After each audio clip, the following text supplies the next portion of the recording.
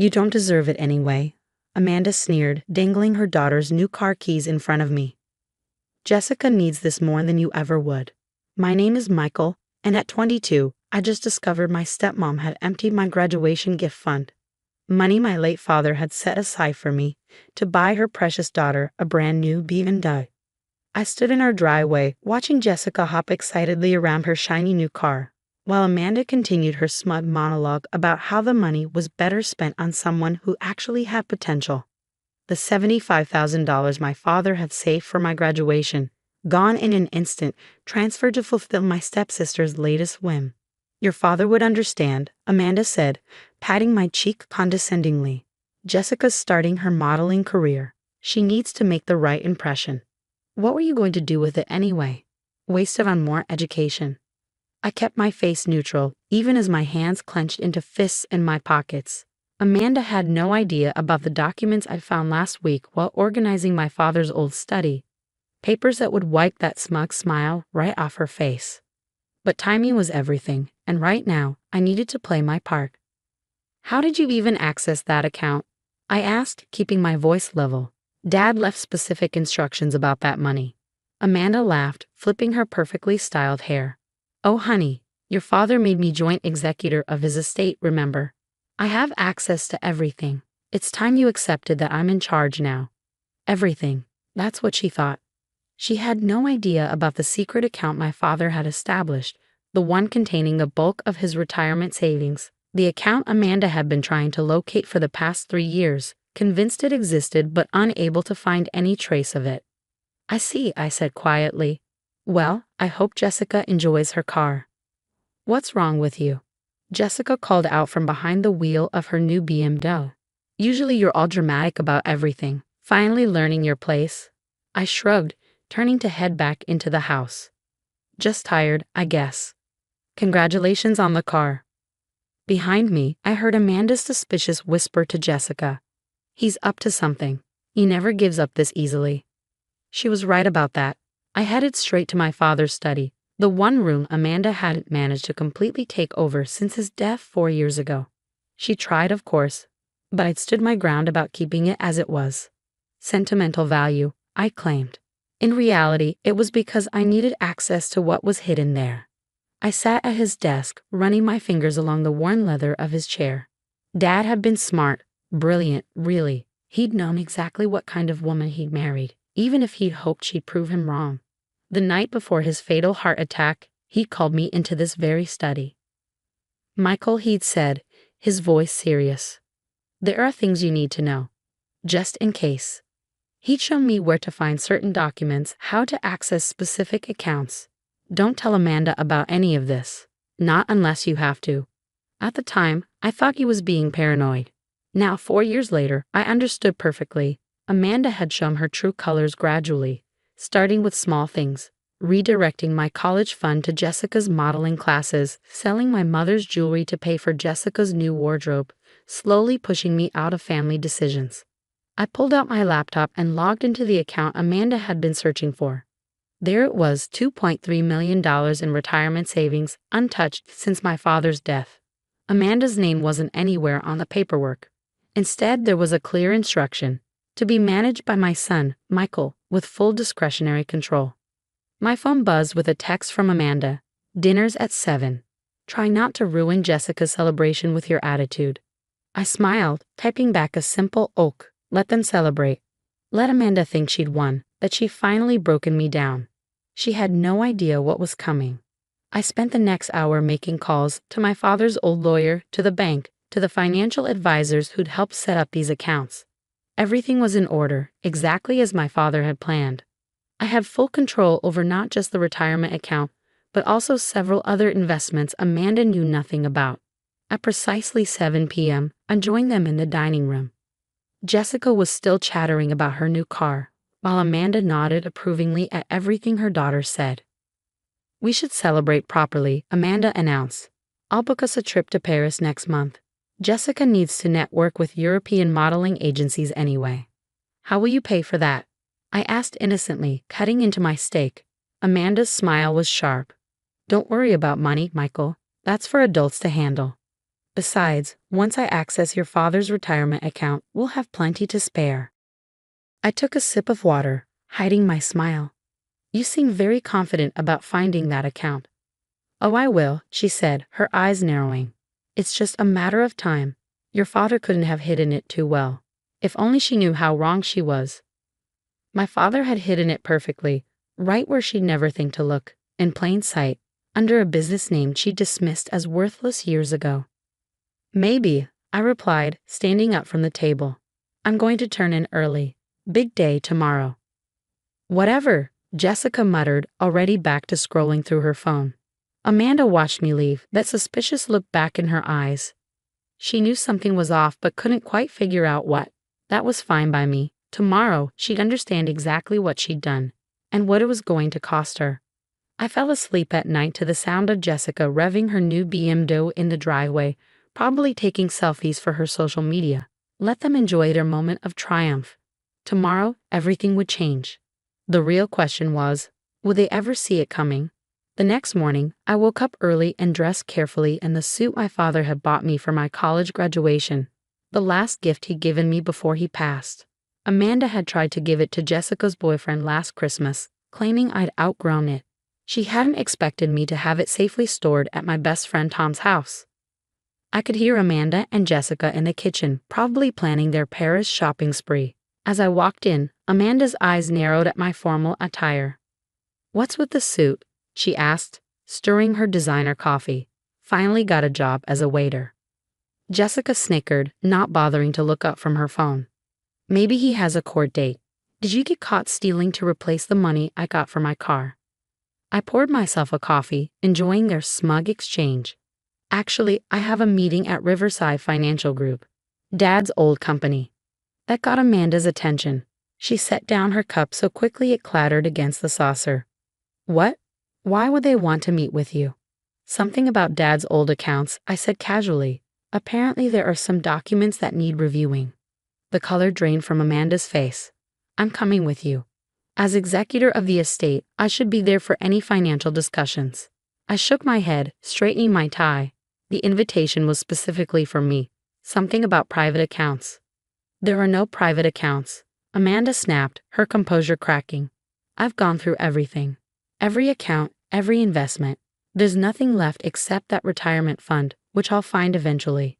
I grabbed my keys, not to a new BMW, but to my father's old Mercedes that Amanda had failed to sell despite multiple attempts. "We'll see." The drive to Riverside Financial was tense. Amanda had insisted on coming along, following me in Jessica's new car. I could see her in my rearview mirror, talking frantically on her phone, probably to her lawyer. Mr. Harrison, my father's old friend and the company's CEO, was waiting in the lobby.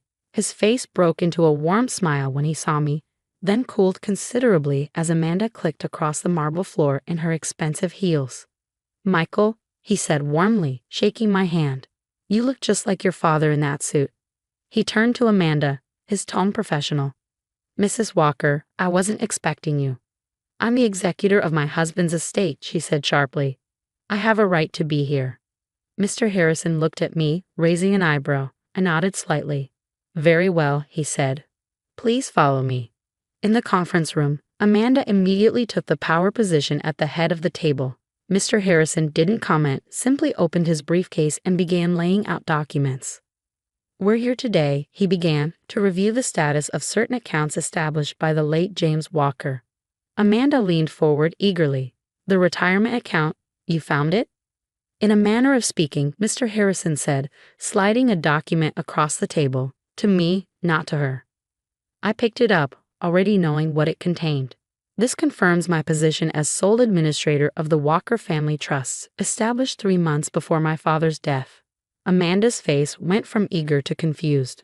"What trust?" "There is no trust. I would know about it." Mr. Harrison continued as if she hadn't spoken. "The trust contains the retirement account you've been searching for, Mrs. Walker, along with several other investment portfolios.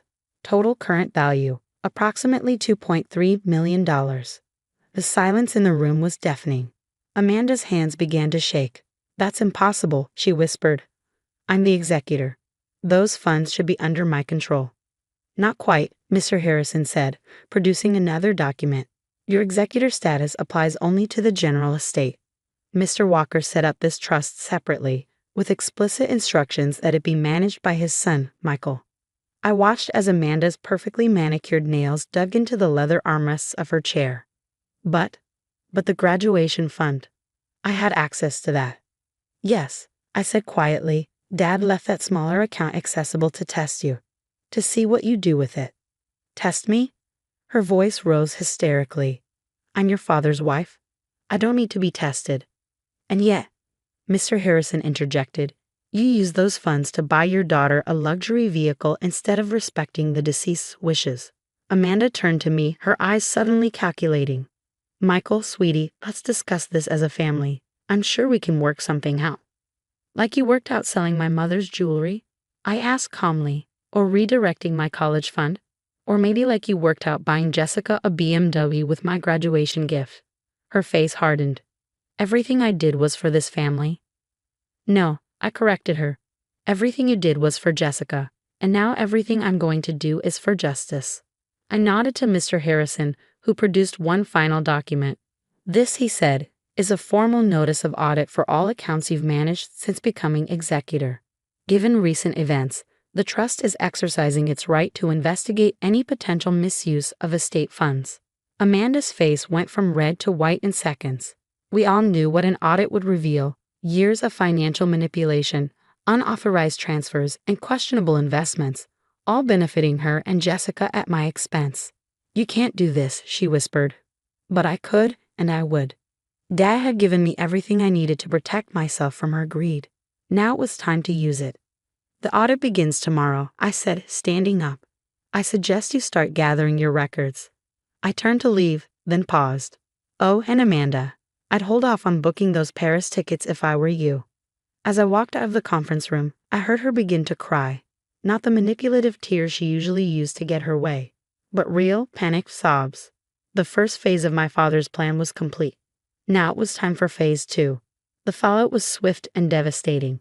Within a week, the audit revealed exactly what I'd expected: years of financial misconduct. Amanda had systematically funneled estate money into private accounts, funded Jessica's extravagant lifestyle with family assets, and even attempted to forge documents to access other restricted funds. The day the BMW was repossessed, Jessica's screams could be heard across the neighborhood. This is all your fault, she shrieked at me. Mom was right. You're nothing but a jealous, spiteful nobody. I watched from my father's study window as the tow truck pulled away with her precious car.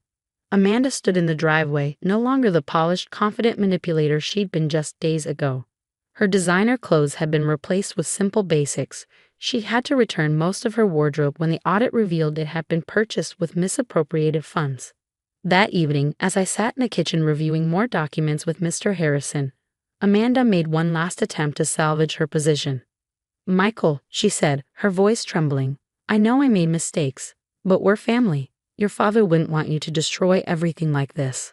I looked up at her, thinking of all the times she'd dismissed me, belittled me, stolen from me. Actually, this is exactly what Dad wanted. Why do you think he set up that test account?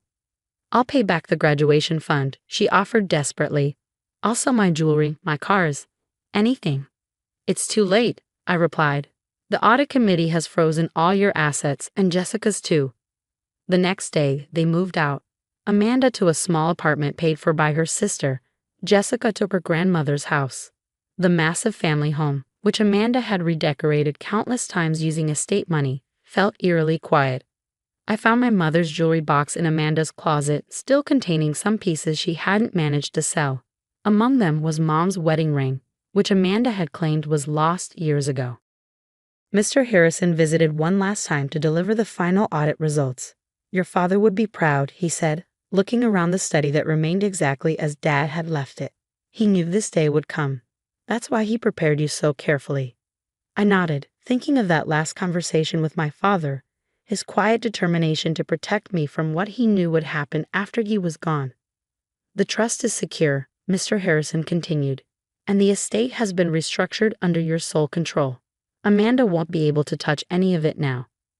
Later that evening, I received a text from Jessica. I hope you're happy now that you've ruined our lives. Mom was right about you all along. I didn't respond. Instead, I went to my father's desk and opened the bottom drawer, pulling out an old photo album. Inside was a picture of Dad and me at my high school graduation, both of us smiling, unaware that we had less than a year left together. You were right, Dad, I said quietly to the photograph. About everything. The next morning, I drove to the cemetery in Dad's old Mercedes. The car Amanda had called embarrassingly outdated, but meant more to me than any new BMW. As I placed fresh flowers on his grave, I felt a sense of peace. Amanda and Jessica had learned the hard way that actions have consequences. More importantly, they'd learned that sometimes the person they dismissed as powerless had been in control all along. I took one last look at my father's headstone before turning to leave. Justice served, Dad, just like you planned.